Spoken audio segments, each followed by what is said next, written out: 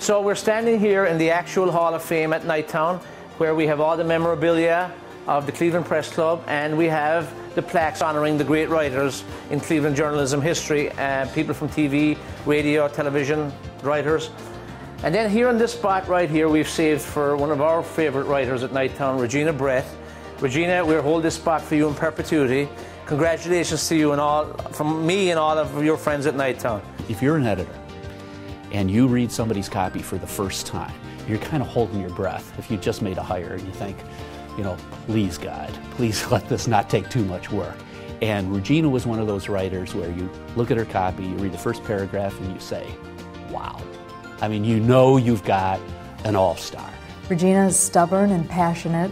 She's tireless, she's determined, and unlike a lot of people in her position, she's also very kind. Regina cares so deeply about the community and is so committed to shining a light on the good and bad things about the community, all as a way to try to make things better for all of us. We've all heard this old expression, the pen is mightier than the sword.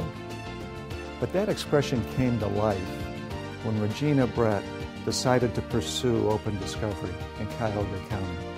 And in my year as president of the Cleveland Metropolitan Bar Association, I witnessed the power of Regina's sword. Her persistent columns, her persuasive columns, wore down decades of resistance in the Cuyahoga County Prosecutor's Office. And because of her efforts, we now have open discovery in criminal cases in Cuyahoga County. And without her efforts, it would have never happened. In 1998, she did a series of columns when she contracted breast cancer. And those columns won, I worked with her on them, they won the National Headliner Award. 10 years later, she learned that she passed on the breast cancer gene to her only child, her daughter, Gabrielle.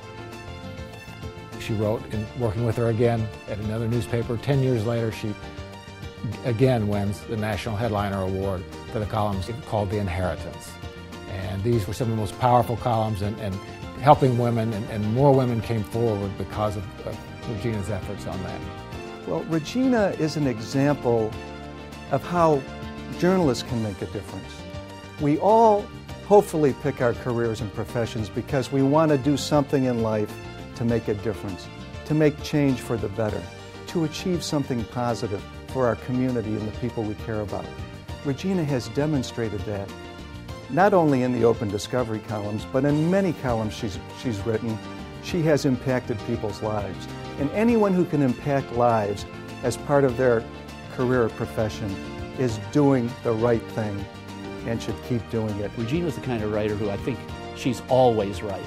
You know, I'm watching the Bicycle Messenger, bicycle by and thinking, you know, Regina is capturing the colors, she's capturing the look on his face, the look of the determination, the hat. I mean, she is just somebody who I think is constantly writing and thinking about every experience that she has and how she's going to express that and tell that story to other people.